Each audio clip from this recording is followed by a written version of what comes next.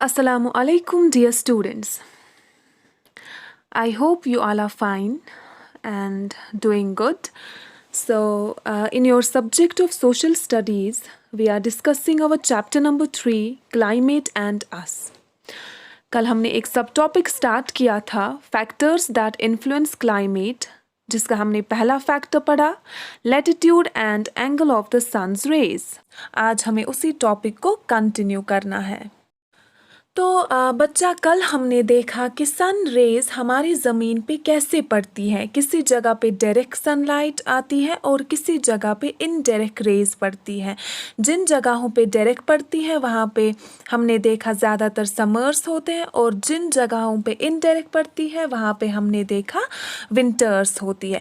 इसके अलावा हमने देखा इक्वेटर पे क्या होता है, हमेशा डायरेक्ट सनलाइट रहती है, जिसकी वजह से वो कभी भी वहाँ का सीज़न चेंज नहीं होता है, हमेशा वार्म यानी कि समर्स ही रहते हैं। वहाँ पे बहुत ही ज़्यादा गर्मी होती है। ठीक, ये क्यों? क्योंकि डायरेक्ट सनलाइट वहाँ पड़ती है। इसी बेसिस पे हमने 3 जोन्स पढ़े, टेम्परेट जोन, टॉरिड जोन और फ्रिजिड जोन। कल हमने देखा टॉरिड जोन। टॉरिड जोन वो जोन है जो इक्वेटर के बिल्कुल क्लोज पड़ता है, इक्वेटर के पास में पड़ता है ये जोन किस किस के बीच में है? ट्रॉपिक ऑफ कैंसर जो आप नॉर्दर्न हेमिस्फीयर में देख रहे हो, और ट्रॉपिक ऑफ कैप्रिकॉर्न जो सादर्न हेमिस्फीयर में देख रहे हो। इन दोनों के बीच में जो जोन है यही है टॉरिड जोन। वहाँ का क्लाइमेट हॉट रहता है हमेशा। और कौन सी कंट्रीज़ आती है? मैंने आपको कल बताई थी कुछ कंट्रीज़, जिनमें इंडोनेशिया है, ब्राज़ील है, कीनिया है। आज हमें पढ़ना है टेम्परेट जोन। टेम्परेट जोन वो जोन है जो आपके नॉर्दर्न हेमिस्फीयर से ट्रॉपिक ऑफ कैंसर और आर्कटिक सर्कल के बीच में है, और सादर्न हेमिस्फीयर से आपके ट्रॉपिक ऑफ कैप्रिकॉर्न और एंटार्क्टिक सर्कल के बीच में पड़ता है टेम्परेट जोन। फाइन, ये सारे जोन्स दोनों साइड से होते हैं, नॉर्दर्न हेमिस्फीयर से भी और सादर्न हेमिस्फीयर से भी।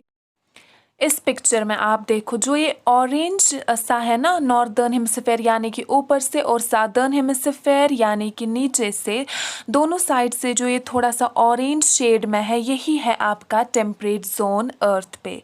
इस जोन में कैसा क्लाइमेट होता है?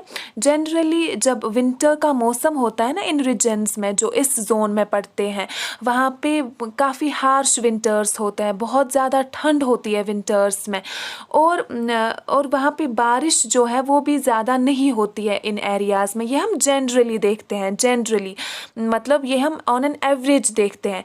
इस जोन में कौन सी कंट्रीज़ आती हैं? चाइना, नॉर्थ अफ्रीका, यूएस भी आ सकता है, इवन आपका इंडिया भी आ सकता है इस जोन में। फाइन। उसके बाद आता है बच्चा आपका फ्रिजिड जोन। फ्रिजिड जोन जो आपके नॉर्थ पोल और साउथ पोल के पास पड़ता है।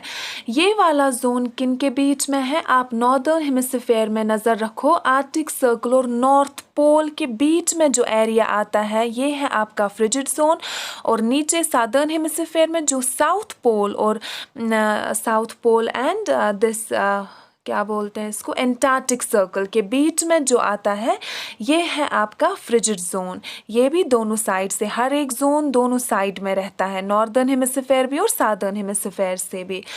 ये जो फ्रिजिड जोन्स हैं इनको हम बोलते हैं पोलर रीजन्स। जो एरियाज़ इनमें पड़ते हैं ना, इन जोन्स में, उनको हम बोलते हैं पोलर रीजन्स या फिर टुंड्रा रीजन्स। और वहाँ पे इन जोन्स में हद से ज़्यादा ठंड होती है, ऐसा क्लाइमेट, फ्रीजिंग वाला क्लाइमेट।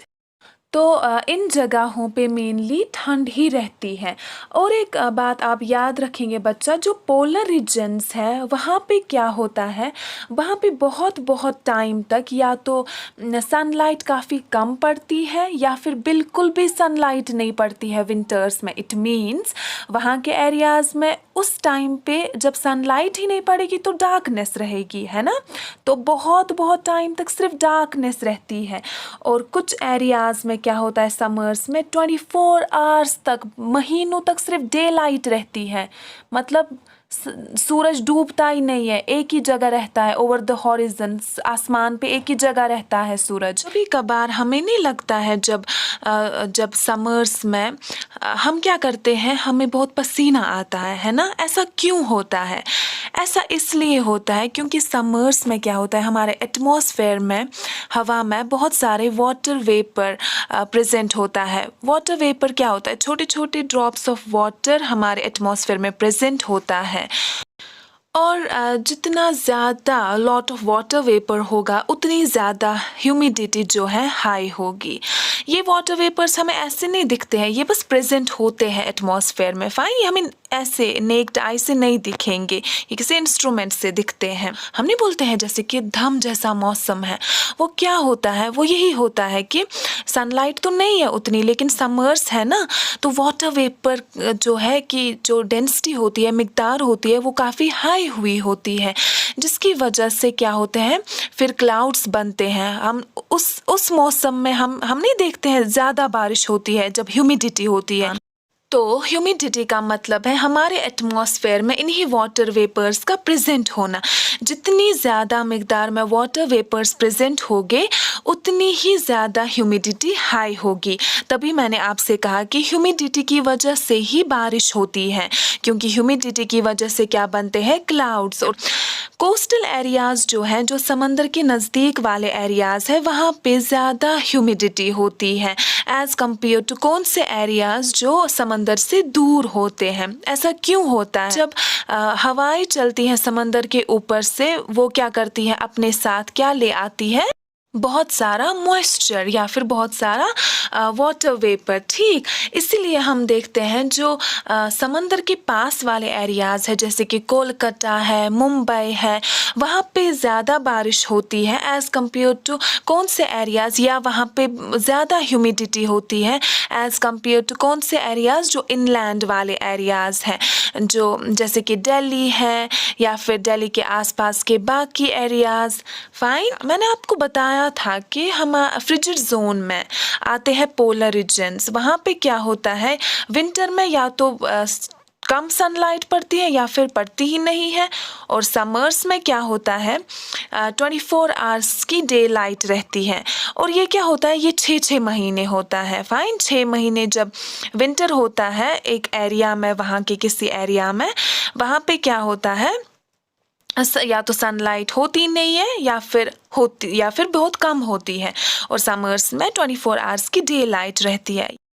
ये सब कुछ जो हो रहा है, ये सिर्फ एक चीज़ से हो रहा है, वो है अर्थ का टिल्ट होना। यानी कि अर्थ जो है हमारी, ये अपनी एक्सिस पे थोड़ी सी टिल्टेड है, थोड़ी सी टेढ़ी है। ये रेड लाइन जो आप बीच में देख रहे हो, ये है ना अर्थ की एक्सिस, वहाँ पे ये थोड़ी सी टेढ़ी है।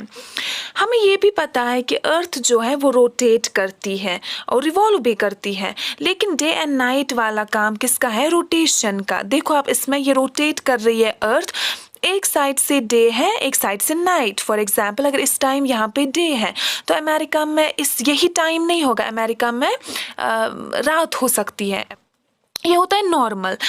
लेकिन हम बात कर रहे हैं यहाँ पे पोलर रीजन्स की। पोलर रीजन्स, आपको पता है पोलर रीजन्स कौन से हैं, फ्रिजिड जोन वाले, जो बिल्कुल साउथ से हैं बॉटम में, और ऊपर में नॉर्दर्न में बिल्कुल ऊपर है। तो फ्रिजिड जोन्स जो हैं वो ऊपर नॉर्थ में बिल्कुल नॉर्थ पोल में है, और नीचे साउथ में बिल्कुल साउथ पोल में है। हम पूरे वर्ल्ड की बात कर रहे हैं। तो इन पोल्स में क्या होता है, उतनी सनलाइट नहीं पहुंचती है।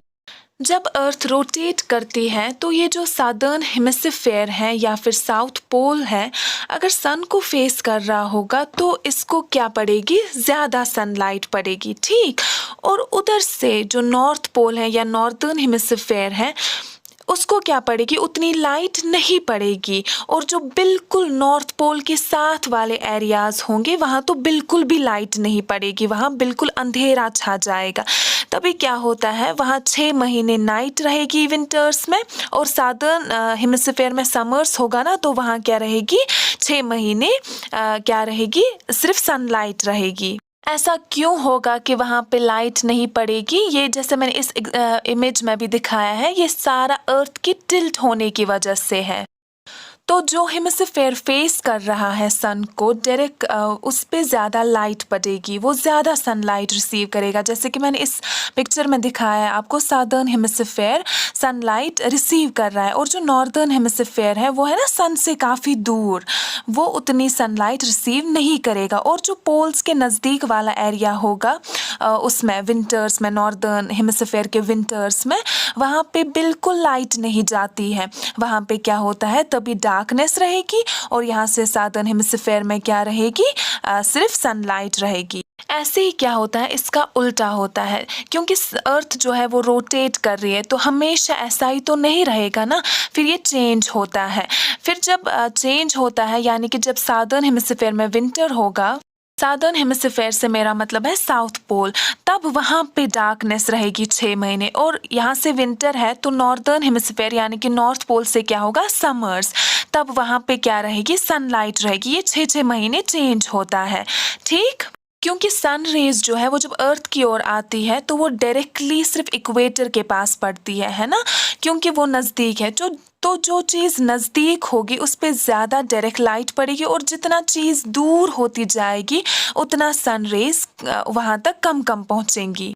तो आपसे अगर पूछा जाए कि समर्स में, आर्कटिक समर या एंटार्क्टिक समर्स में, आर्कटिक होता है नॉर्थ साइड, एंटार्क्टिक होता है south side, 24 hours day light क्यों रहती है, आपको बताना है कि ये हमारे अर्थ की टिल्ट एक्सिस पे जो अर्थ टिल्टेड है उसी वजह से है।